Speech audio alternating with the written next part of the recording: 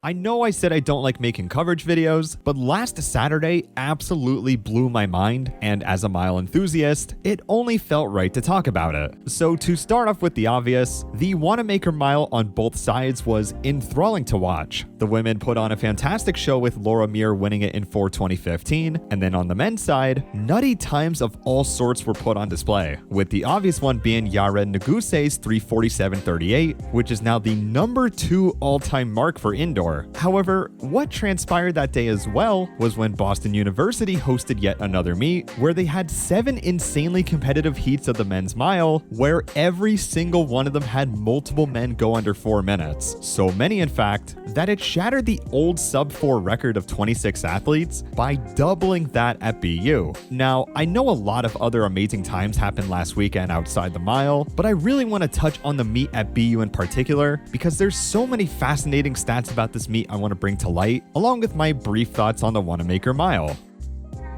So, just to reiterate, 52 athletes at the 2023 BU Valentine Invitational broke the sub-4 minute barrier. This beats the previous record of 26 that was done at the 2014 Prefontaine Classic. In all fairness, the pre-classic only had 2 heats, whereas BU's was spread across 7 separate heats, so the volume of athletes certainly helped in that regard. Out of these 52 athletes though, how many of them do you think PR'd?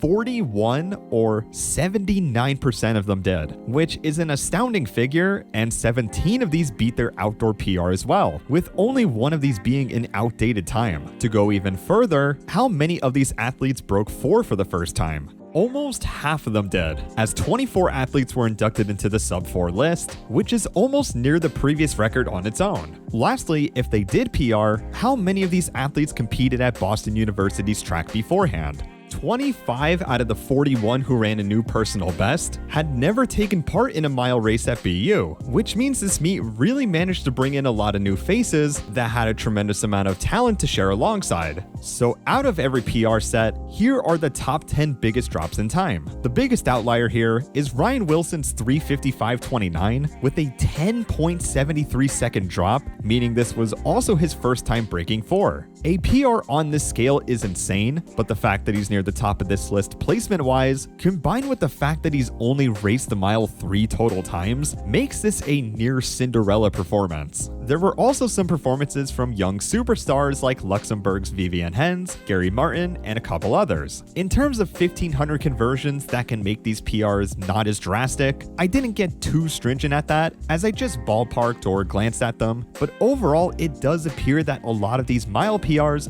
are genuine new bests even if we factor in their 1500 fitness. So what does this data actually tell us? Well, part of the reason that can contribute to so many new sub-4s and PRs can be chalked down to a myriad of positive factors. First, we all know at this point that Boston University is the fastest indoor track in the world from a physics standpoint, so much that it may even rival outdoor tracks. There were also just the higher volume of athletes there who were either in sub-4 shape already or close enough to break the barrier. After all, there were over 400 completed times, which is the most by far at that meet. Also, every single one of these heats had a pacer with them. Normally, the top 1 or 2 heats of an international tier event will have pacers, but all 7 that had sub-4 mile times had a pacer through 800, which provided a phenomenal degree of guidance that many athletes may have never had before, which can easily contribute to a fast time. Overall, the stars just aligned at BU to produce all these sub-4s at once, while consistent access to super shoes or spikes can and have been contributing to the recent rise in sub-4 miles. This meet in particular had a lot more than that going for it to produce the times it did, and it certainly shouldn't devalue these amazing accomplishments as well. As for the Millrose mile, the only thing I really have to say is that I'm beyond excited for the outdoor season based on what we're seeing here. The fact that this many men are hovering around the 350 flat zone gives me hope that we'll finally see a higher volume of brute force mile races again that can finally threaten the record alongside. While tactical races can be fun to watch on occasion, the outdoor mile or 1500 record has frankly not been in remote contention for decades now. Athletes are still well away from the mile record, but the 1500 one can fall relatively soon if we see some serious moves by either Neguse, Ingebrigtsen, or maybe another dark horse that will go after it too.